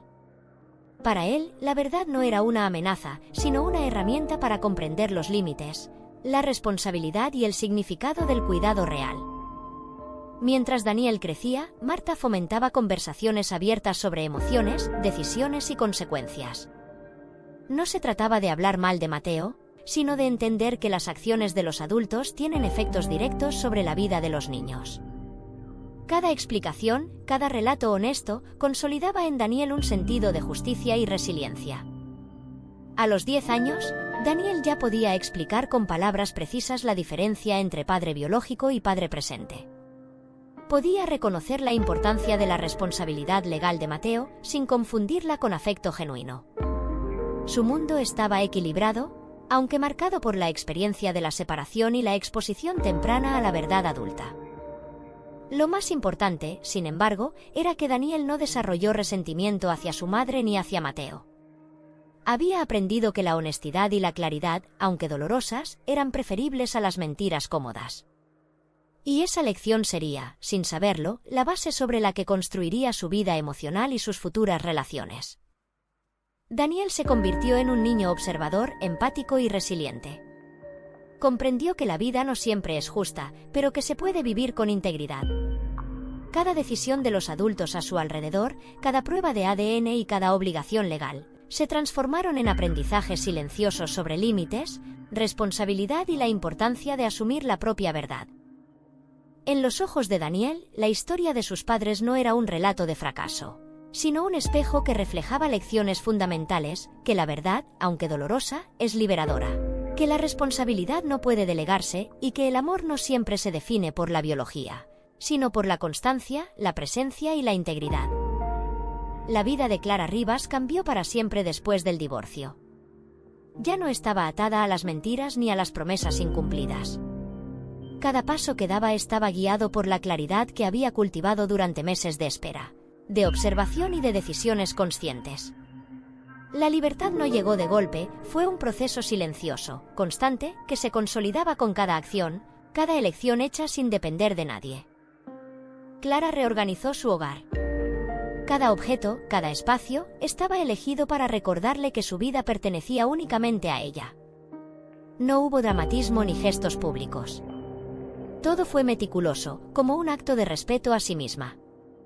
Retomó proyectos personales abandonados, comenzó a estudiar una especialización que había postergado durante años y dedicó tiempo a reconstruir su red de amistades y afectos. El contacto con Daniel se convirtió en un espacio de confianza, sin tensiones ni exigencias. Clara le enseñaba sobre emociones, límites y responsabilidad. Él se convirtió en su compañero silencioso en la reconstrucción de una vida íntegra. Para Daniel, la estabilidad de su madre fue la lección más clara. La seguridad emocional no depende de un padre biológico presente, sino de la constancia, la verdad y el afecto sincero. Mientras Clara avanzaba, la vida de Mateo Álvarez se desplomaba de manera inexorable. El escándalo derivado de la prueba de ADN, la exigencia legal de la manutención y la exposición pública de su doble vida habían destruido la reputación profesional que tanto le había costado construir. Cada intento de rehabilitación laboral fracasaba, clientes y empresas recordaban la falta de responsabilidad, la incapacidad de asumir las consecuencias de sus actos y la imagen de hombre que prioriza sus deseos sobre sus obligaciones. Los pagos de manutención se convirtieron en una carga mensual constante. Cada transferencia no solo representaba dinero, era un recordatorio tangible de los errores del pasado, de las decisiones postergadas, de la negligencia emocional. Mateo comenzó a comprender que la responsabilidad no podía ser evitada. Cada acción tenía un efecto que trascendía el momento y las excusas. En paralelo, Daniel crecía. Con 11 años, su comprensión del mundo adulto se volvió más profunda. Observaba a Mateo con una mezcla de curiosidad y distancia. No había odio, ni resentimiento, solo reconocimiento de los hechos. Entendía que un padre puede existir legalmente, pero no necesariamente emocionalmente, y que las decisiones de los adultos moldean la vida de los niños de manera irreversible. Clara, consciente de la fragilidad de la situación de Mateo, no buscó venganza. Su objetivo no era destruirlo, sino protegerse y garantizar que Daniel tuviera un entorno seguro. La justicia, pensó, no siempre es inmediata ni dramática, pero llega a través de la verdad, de la evidencia y de la constancia. Mateo, a su manera, estaba recibiendo la consecuencia de sus propias acciones. El precio era alto: soledad, pérdida de credibilidad y una responsabilidad económica que no podía eludir. Con el tiempo, Clara retomó proyectos profesionales con éxito. Abrió una pequeña consultoría y se convirtió en una referencia dentro de su área. No lo hizo para demostrar nada a Mateo ni al mundo. Lo hizo para consolidar su independencia y reafirmar su valor propio. Cada logro era silencioso, pero profundo, y cada paso reforzaba la sensación de libertad que había buscado durante años. Daniel, al mismo tiempo, desarrollaba habilidades sociales y emocionales avanzadas para su edad. Aprendía sobre empatía, límites y responsabilidad a través de ejemplos cotidianos, de conversaciones sinceras y de la observación de su madre. Comenzó a entender que la vida no siempre es justa, que las personas pueden equivocarse y que las consecuencias son inevitables, pero que uno siempre puede elegir cómo responder a ellas. En las visitas supervisadas con Mateo, Daniel mantenía un equilibrio, escuchaba, participaba en las actividades, pero no se comprometía emocionalmente de manera forzada. Su relación con Mateo era funcional, basada en la presencia física y el cumplimiento de obligaciones. Daniel comprendió que el afecto genuino no se puede exigir, y que algunas relaciones solo se sostienen mediante la responsabilidad y no por cariño espontáneo. Mateo, por su parte, experimentaba cada transferencia de dinero, cada visita supervisada y cada rechazo social como un recordatorio constante de sus errores. El prestigio perdido, la reputación destruida y la soledad emocional eran lecciones que ni la experiencia ni la educación habían logrado enseñarle antes. Cada decisión que había evitado enfrentar durante años ahora regresaba con fuerza multiplicada. Clara, mientras tanto, había alcanzado un estado de serenidad que no necesitaba demostración externa. Sabía que había hecho lo correcto, que su libertad y la de Daniel no dependían de la presencia ni de la aprobación de Mateo. Su vida estaba centrada en crecimiento personal, educación de su hijo y proyectos que fortalecían su independencia económica y emocional. Daniel, al cumplir 12 años, expresó una reflexión sorprendentemente madura para su edad. «Mamá, no entiendo por qué algunas personas no toman las decisiones correctas a tiempo, pero sé que siempre puedo aprender de lo que pasa». Clara lo abrazó, con una mezcla de orgullo y emoción contenida. «Eso es cierto, hijo», dijo. «Aprender de la verdad, aunque duela, es lo que nos permite vivir con integridad». La relación entre los tres, aunque compleja, alcanzó un equilibrio saludable. Clara como madre y guía, Daniel como hijo que aprendía a navegar la realidad y Mateo como padre que enfrentaba las consecuencias de su irresponsabilidad. Cada uno en su lugar, con roles definidos y claros, marcando la diferencia entre la libertad y la obligación, entre la honestidad y la mentira. Con el paso de los años, Clara consolidó su vida. Mateo siguió pagando la manutención, reconstruyendo lentamente su existencia profesional, pero siempre con la sombra del pasado sobre él. Daniel creció con la conciencia de que la verdad y la responsabilidad eran más valiosas que cualquier apariencia o privilegio. La historia cerró un ciclo inevitable, la libertad de Clara, la estabilidad emocional de Daniel y la lección dura, pero justa, para Mateo. La prueba de ADN, ácido deoxirribonucleico, no solo había revelado la verdad biológica, sino que había desencadenado un proceso de aprendizaje, justicia y madurez para todos los involucrados. Finalmente, Clara entendió que la vida no recompensa la mentira ni la negligencia, recompensa la claridad, la constancia y la integridad. Y en esa certeza encontró su paz definitiva, junto a su hijo, construyendo un futuro sólido, independiente y pleno. Alejandro Álvarez caminaba por los pasillos de su departamento como un fantasma atrapado en su propia vida. Las paredes, antes símbolo de éxito y seguridad, ahora eran testigos mudos de su fracaso. Cada cuadro, cada libro, cada recuerdo parecía recordarle lo que había perdido, la confianza de Clara, el respeto de Daniel, su reputación profesional y, más importante, su propia dignidad. No había excusas que pudiera pronunciar que tuvieran algún peso. Alejandro lo sabía. No había disculpa que borrara años de omisiones, mentiras y decisiones tomadas por comodidad, egoísmo o cobardía. Y aún así, se encontraba repitiendo mentalmente las mismas palabras: no fue mi intención y, sin embargo, esas frases se sentían vacías incluso para él. Su relación con Clara había terminado hacía meses, pero las cicatrices permanecían. Él había esperado que el tiempo amortiguara la intensidad del juicio social, que la vida siguiera adelante y que él pudiera recuperar, de alguna manera, un lugar que había perdido. No ocurrió. La vida de Clara continuaba sin él, sólida y libre, mientras él seguía atrapado en un ciclo de autocompasión y arrepentimiento que no tenía salida. En la oficina, Alejandro ya no recibía llamadas. Sus colegas lo evitaban o hablaban con cautela. Lo que había sido admiración y respeto se había transformado en desconfianza y distancia. Cada reunión era un recordatorio de que el mundo profesional no perdona la irresponsabilidad encubierta. Sus clientes habían cerrado contratos sin él, su nombre, antes asociado a confianza y talento, se había convertido en sinónimo de escándalo. El teléfono sonó, pero no fue un alivio, fue un recordatorio de que aún debía cumplir obligaciones. La manutención de Daniel continuaba como un flujo constante e ineludible. Cada transferencia mensual era un golpe silencioso, un recordatorio tangible de que sus errores tenían consecuencias duraderas. Alejandro las hacía mecánicamente, con las manos temblorosas, sin mirar la pantalla del banco, porque no quería enfrentar la realidad que esos números representaban. En sus pocas visitas con Daniel, Alejandro se sentía incómodo, incapaz de establecer un vínculo auténtico. El niño lo miraba con curiosidad y cautela. No había enojo, pero tampoco había afecto incondicional. Daniel había aprendido a observar, a evaluar, a proteger su corazón sin necesidad de palabras. Alejandro comprendió que nunca podría obligar al cariño, solo podía cumplir con su presencia física y su responsabilidad legal, y eso lo hacía sentir impotente.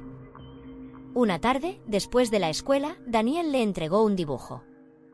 Era simple, pero revelador: Clara en un lado, Daniel en el centro, Alejandro al fondo, distante. No había rabia ni reproches, solo distancia. Alejandro lo observó y sintió un vacío profundo. Su rol de padre estaba definido por obligaciones, no por amor. Era un espectador en la vida de su propio hijo. Alejandro intentó justificarse, aunque sabía que no tenía derecho. Yo quería hacerlo bien, pero la frase quedó incompleta, suspendida en el aire, porque incluso él sabía que no podía cambiar el pasado con palabras. Las oportunidades perdidas no regresan. Las decisiones evadidas se acumulan como una deuda moral que nadie puede cancelar. Sus intentos de reparar su reputación profesional resultaron en fracasos. Cada proyecto rechazado, cada entrevista fallida, cada referencia negativa consolidaba la idea de que Alejandro no era solo un hombre que había fallado como esposo o padre, era alguien que no había tenido el coraje de enfrentar sus errores a tiempo. La sociedad lo había juzgado, sí, pero el castigo más severo venía de su propia conciencia, implacable y constante. Alejandro nunca se atrevió a mirar de frente a Clara después de la separación. No por miedo a confrontarla, sino por miedo a mirarse a sí mismo reflejado en sus ojos. Sabía que no podría sostener la mirada sin sentir vergüenza, sin sentir el peso de cada decisión postergada. Su vida se convirtió en una sucesión de evasiones, evitaba su reflejo en los espejos, las fotos antiguas y los recuerdos compartidos. Cada acción del pasado se convertía en un recordatorio silencioso de su cobardía. Incluso frente a Daniel, Alejandro se encontraba incapaz de decir lo que realmente sentía. Lo siento se volvía una frase vacía, repetida sin significado, porque él sabía que no había forma de revertir lo hecho. Las palabras eran insuficientes para reconstruir la confianza perdida. Daniel, con su mirada clara y sin prejuicios, aceptaba su presencia, pero no su disculpa superficial. Alejandro comprendió que el respeto y el afecto no se pueden exigir, se ganan con acciones, constancia y verdad, no con promesas tardías. La realidad era implacable, un hombre que no enfrenta sus errores, que no mira de frente sus responsabilidades, se queda atrapado en un ciclo de soledad y autocompasión. Alejandro vivía cada día con la sensación de que el tiempo se había convertido en un juez silencioso, implacable, que le mostraba la magnitud de sus errores sin posibilidad de reparación. En los pocos momentos de introspección, Alejandro reconocía que la vida había sido justa en su severidad. Cada pérdida, cada rechazo, cada mirada fría de Daniel, era la consecuencia directa de su elección de priorizar la comodidad, el ego y la evasión sobre la verdad y la responsabilidad. La prueba de ADN, ácido deoxirribonucleico, la separación de Clara, la exposición pública, todo era un reflejo de su falta de coraje. La conclusión era ineludible, un hombre que no se atreve a mirar de frente, que no enfrenta sus errores con sinceridad, no solo pierde el respeto de los demás, sino que se condena a sí mismo a una vida de arrepentimiento permanente. Alejandro entendió que no habría reconciliación ni redención fácil. Su historia era un recordatorio brutal de que la verdad no se puede evadir eternamente y que la responsabilidad no admite excusas. El tiempo pasó. Clara siguió adelante con su vida, sólida y libre. Daniel creció rodeado de amor y principios claros. Alejandro quedó solo, observando cómo el mundo avanzaba mientras él permanecía atrapado en los escombros de sus propias decisiones. Cada vez que veía a Daniel, sentía una mezcla de orgullo y dolor, orgullo por la madurez y fortaleza de su hijo, dolor por no haber sido un ejemplo digno ni un padre presente.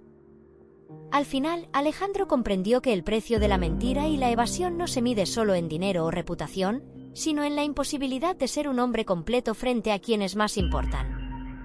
Nunca pidió disculpas de corazón, nunca buscó redimirse de verdad. Solo aprendió, demasiado tarde, que la vida exige coraje y que quien no lo tiene termina siendo un espectador de su propio fracaso. El hombre que no se atrevió a mirar de frente vivió el resto de su vida con esa verdad, la libertad, la felicidad y el respeto de los demás no se pueden comprar ni reclamar, solo se ganan con honestidad, responsabilidad y valor. Y Alejandro, para siempre, quedó marcado por su incapacidad de enfrentarse a sí mismo, convirtiéndose en un ejemplo silencioso y trágico de lo que ocurre cuando un hombre evita mirar de frente la realidad. Lucía Hernández había pasado semanas meditando en silencio antes de tomar la decisión. No fue un acto impulsivo, ni una explosión de emociones, fue un cálculo sereno, frío en apariencia pero firme en su interior. Cada conversación, cada gesto de Alejandro, cada mentira velada que había descubierto, se había acumulado hasta formar un mapa claro. Su vida y la de Daniel necesitaban un punto final, un corte definitivo que nadie podría borrar. Esa mañana, Lucía se levantó temprano, como siempre, pero su mirada era distinta. No había ansiedad ni llanto contenido. Caminó por el apartamento recogiendo objetos, organizando documentos y preparando lo necesario para enfrentar una conversación que cambiaría el rumbo de su vida. No buscaba venganza, no necesitaba castigar, buscaba libertad. La libertad de vivir con dignidad y de proteger a su hijo de la inconsistencia de un hombre que había elegido la evasión sobre la responsabilidad. Cuando Alejandro entró en la sala, Lucía lo observó con calma. Su presencia, que antes podía provocar reproches y lágrimas, ahora solo generaba una mezcla de serenidad y firmeza. No había rastro de desesperación, no había súplica. Solo una mujer que había decidido poner fin a lo que ya no le pertenecía emocionalmente. Alejandro, dijo Lucía, con voz clara, creo que ha llegado el momento de hablar sobre nosotros. Él la miró, confundido, como si esperara otra confrontación dramática, otra explosión de lágrimas y reproches. Pero no ocurrió. Lucía continuó, sin titubear. He decidido que debemos divorciarnos. No es una decisión tomada por impulso ni por enojo pasajero. Es el resultado de meses de observación, reflexión y comprensión de lo que realmente necesitamos Daniel y yo: estabilidad, verdad y respeto. Alejandro intentó interrumpir, comenzó con excusas y justificaciones, pero Lucía lo detuvo con un gesto firme de la mano. No, Alejandro, dijo con voz firme. No quiero escuchar más excusas. No busco reconciliación. No hay espacio para arrepentimientos tardíos. Tu comportamiento ha demostrado quién eres, y yo necesito actuar de acuerdo con la responsabilidad que tengo como madre y como mujer. Las palabras de Lucía eran como un espejo que reflejaba toda la verdad que Alejandro había intentado ocultar durante años. No había gritos, no había reproches. Solo la claridad absoluta de alguien que no estaba dispuesta a ceder ante la manipulación emocional ni ante la culpa superficial de otro. Lucía, comenzó él, titubeando. No hay yo que pueda cambiar esto, interrumpió ella. He esperado demasiado, y ahora es el momento de actuar. Daniel y yo necesitamos un hogar libre de mentiras, de medias verdades y de evasión constante. Esto no es un capricho, es una decisión necesaria. Alejandro permaneció en silencio, incapaz de encontrar palabras que tuvieran algún peso real. Cada intento de justificar su conducta sonaba hueco, irrelevante, ante la firmeza de Lucía. Por primera vez, entendió que no podía manipular la situación con arrepentimientos tardíos, que su historia de evasión y mentira había encontrado un límite, la determinación de su esposa.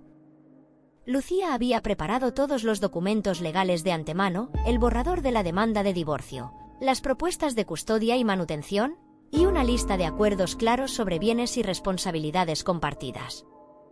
Todo estaba organizado con precisión, sin margen para discusiones interminables ni manipulaciones. La decisión era firme, pero justa. He organizado todo para que el proceso sea limpio y rápido, explicó. No busco conflicto ni drama. Solo quiero que cada uno ocupe su lugar con claridad. Tú asumirás tu responsabilidad legal y yo continuaré con nuestra vida sin cargas emocionales innecesarias. Alejandro bajó la cabeza. Sabía que había perdido la oportunidad de ser un esposo íntegro, de reconstruir la confianza. Cada momento de evasión, cada mentira velada, cada decisión egoísta, lo había llevado hasta allí, a escuchar a su esposa pronunciar palabras que no dejaban lugar a negociación ni a manipulación. Por primera vez, comprendió que la vida no ofrece segundas oportunidades cuando se trata de confianza y responsabilidad. Lucía no lloró. No hubo sollozos ni gritos. Su fuerza residía en la serenidad, en la claridad de su visión y en la convicción de que estaba actuando por el bien de su hijo y de ella misma. Daniel, aunque joven, ya comprendía la importancia de la decisión. Había observado la determinación de su madre durante años, y ahora veía cómo la justicia emocional se manifestaba en acción. La verdad y la integridad habían encontrado su camino. El proceso de divorcio avanzó rápidamente. Alejandro, resignado, firmó los documentos sin resistencia significativa. Cada firma, cada cláusula, cada acuerdo era un recordatorio tangible de que la vida exige asumir las consecuencias de los propios actos. La manutención de Daniel fue establecida de manera clara, sin ambigüedades, y cualquier intento de evadir responsabilidades quedó legalmente imposible. Tras la firma, Lucía respiró profundo. No había victoria ni derrota, solo un sentido de liberación. La mujer que había esperado tanto tiempo, que había soportado silenciosamente la evasión de Alejandro, finalmente había reclamado su derecho a vivir con integridad y a proteger la estabilidad emocional de su hijo. En los días siguientes, Lucía reorganizó su vida con decisión. Volvió a dedicarse a su carrera profesional con intensidad, retomó proyectos personales y fortaleció sus relaciones familiares y de amistad. Daniel creció con la seguridad de que la fuerza emocional y la claridad de su madre eran un ejemplo de cómo enfrentar la vida con dignidad, incluso frente a la decepción y la traición. Alejandro, en cambio, se enfrentó a la consecuencia de sus actos. La pérdida de su matrimonio, la obligación económica constante y la soledad fueron lecciones que ninguna excusa podría borrar.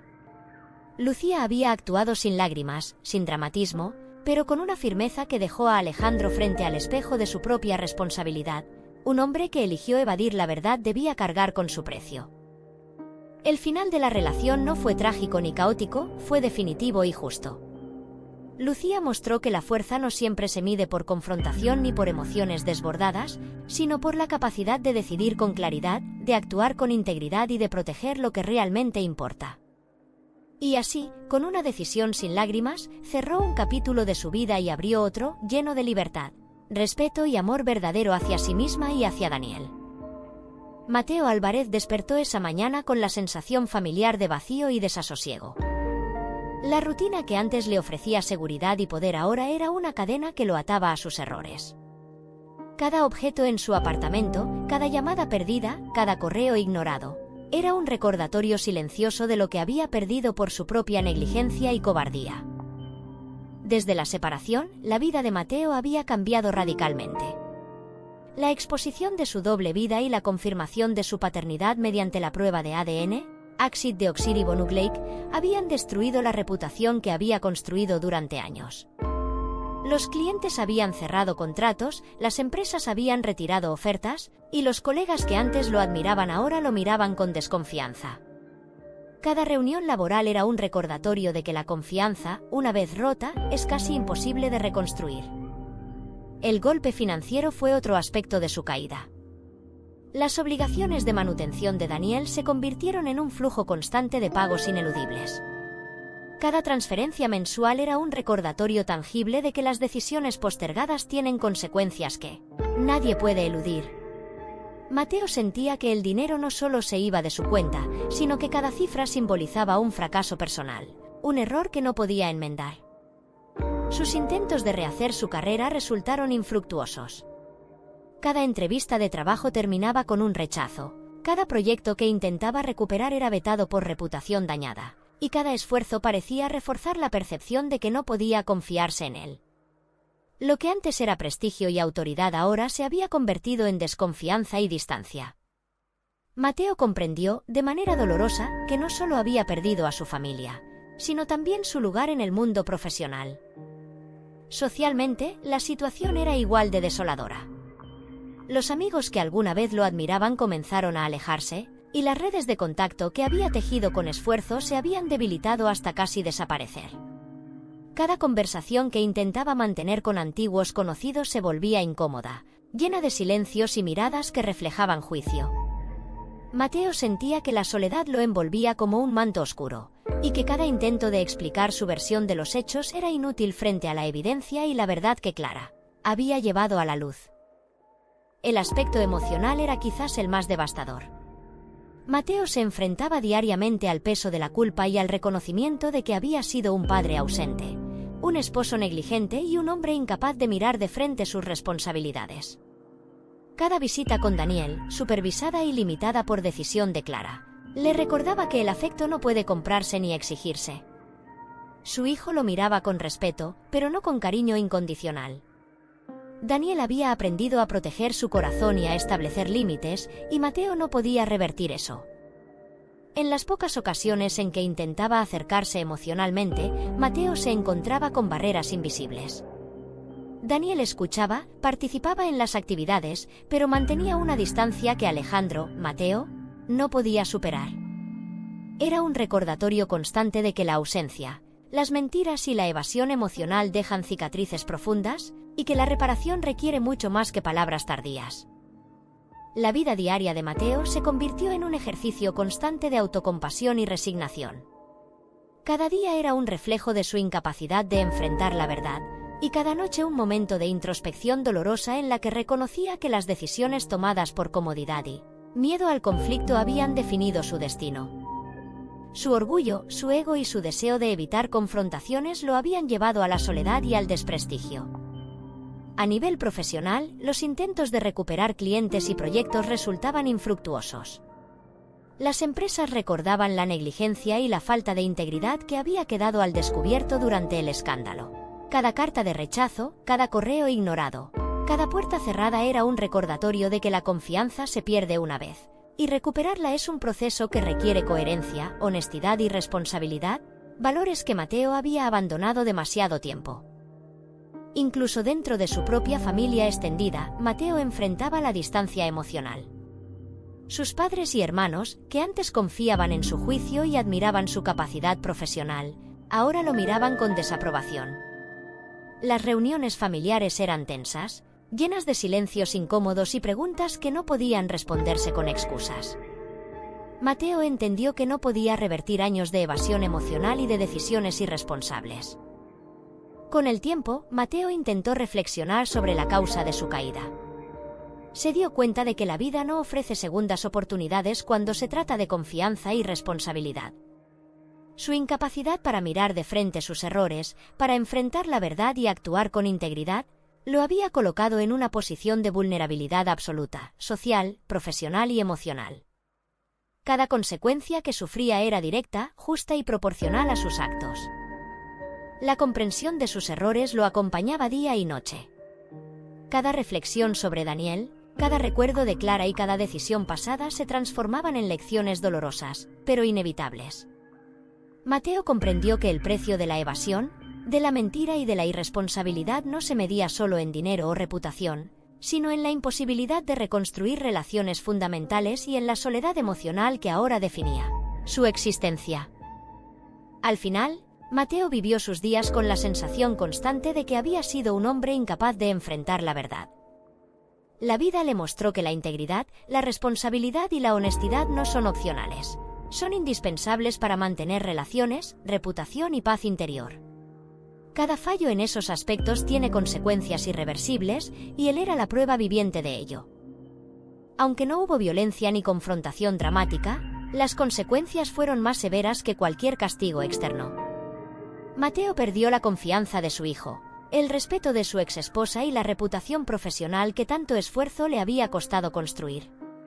Cada decisión postergada, cada mentira y cada evasión volvieron como un boomerang, golpeándolo silenciosamente día tras día, hasta que comprendió, demasiado tarde, que la vida no perdona la cobardía ni la negligencia.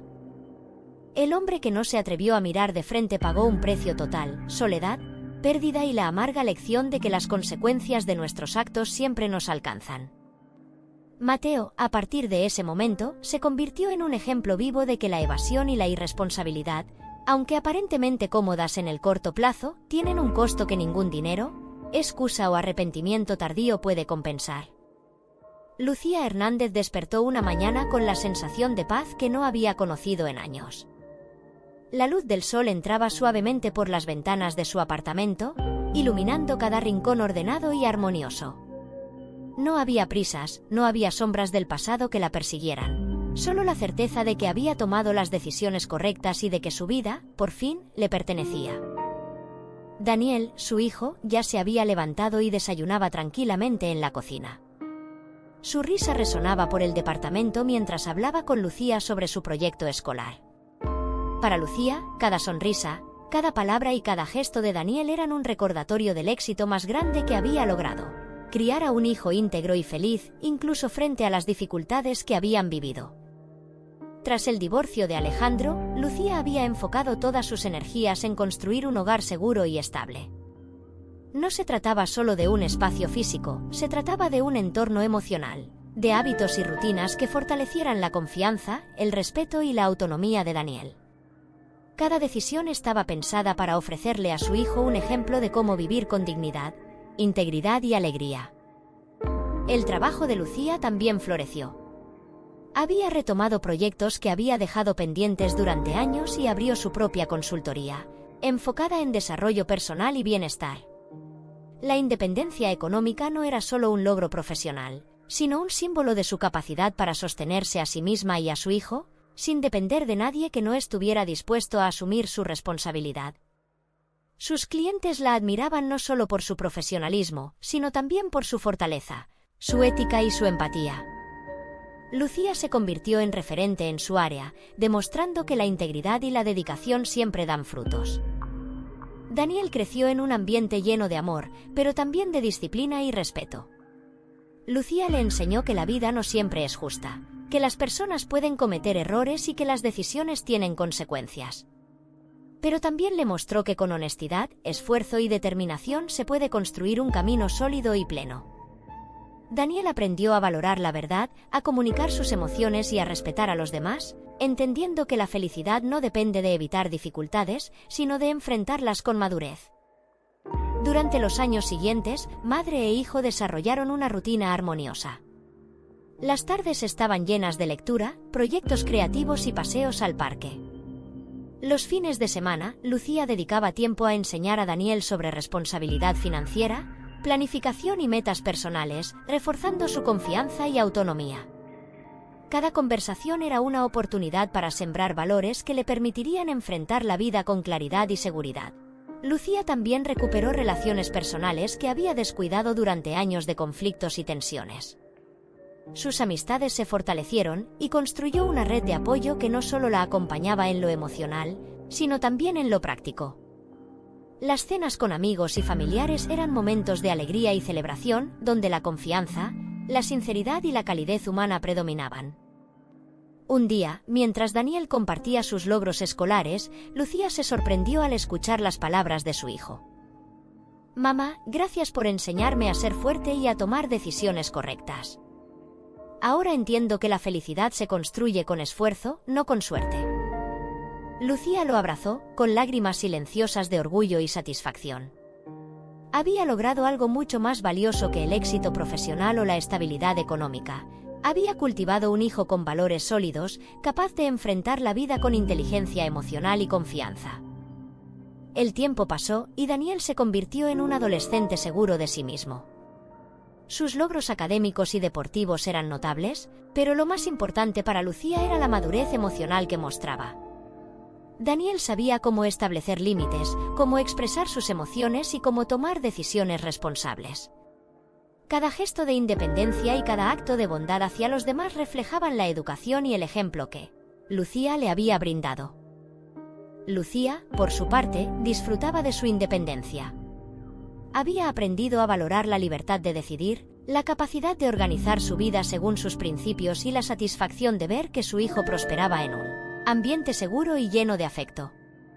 La felicidad no era un momento efímero, era el resultado de años de decisiones conscientes, de esfuerzo constante y de coherencia entre valores y acciones. La relación con Alejandro quedó atrás. Lucía no guardaba rencor, ni buscaba venganza. Cada interacción era profesional y limitada a lo estrictamente necesario. Alejandro enfrentaba sus propias consecuencias, y Lucía entendía que su paz no dependía de la corrección de otros, sino de su propia capacidad para actuar con integridad y firmeza. En la vida cotidiana, Lucía encontraba pequeños momentos de felicidad que antes parecían imposibles. Un café tranquilo en la mañana, una conversación profunda con Daniel sobre sus sueños, la satisfacción de cerrar un proyecto exitoso, o simplemente la sensación de que su hogar era un refugio seguro y armonioso. Cada detalle reflejaba la construcción consciente de una vida plena y significativa. Daniel, creciendo, comenzó a desarrollar intereses propios, lectura, música y proyectos creativos. Lucía lo apoyaba, alentando su curiosidad y su pasión. Las lecciones sobre responsabilidad, independencia y resiliencia se aplicaban diariamente, y Daniel internalizó valores que lo preparaban para enfrentar el mundo adulto con sabiduría y seguridad. La armonía entre madre e hijo se convirtió en un ejemplo para su círculo cercano. Amigos y familiares admiraban cómo Lucía había transformado la adversidad en fortaleza, y cómo había guiado a Daniel para convertirse en un joven íntegro y compasivo. La historia de su familia, aunque marcada por desafíos, se convirtió en un relato de resiliencia, crecimiento y superación. Finalmente, Lucía entendió que la felicidad verdadera no se mide por la ausencia de problemas, sino por la capacidad de enfrentarlos con claridad, decisión y amor propio. Su vida era prueba de que la integridad, la constancia y el cuidado consciente de los vínculos más importantes, como el de madre e hijo, son la base de una existencia plena. Daniel, observando a su madre, comprendió la lección más importante, la libertad. La felicidad y el respeto propio se construyen con esfuerzo, decisiones firmes y valores claros.